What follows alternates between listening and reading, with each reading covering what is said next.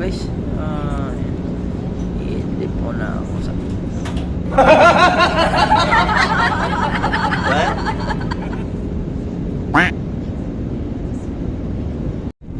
na guys, palapag na kami guys sa baba na guys. Aeroplano guys. Na kami guys. Singapore na kami guys. Ito yung airport sa amin. Nasa ano lang.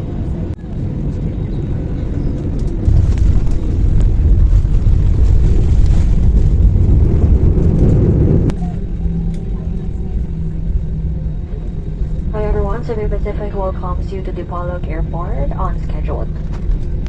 For safety and comfort, please remain seated with your seatbelts fastened until the captain turns off to fasten seatbelt signs.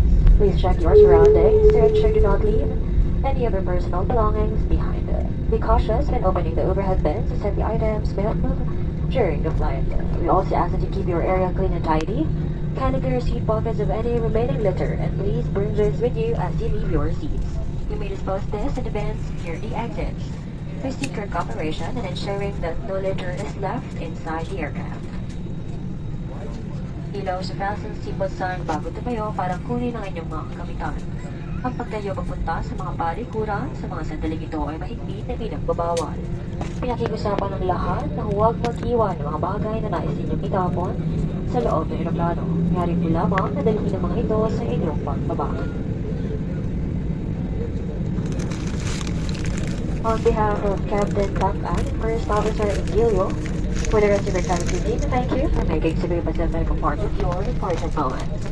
It was really a pleasure having you all on board, and we do hope to fly you to more fun in the future. Once again, thank you and good morning.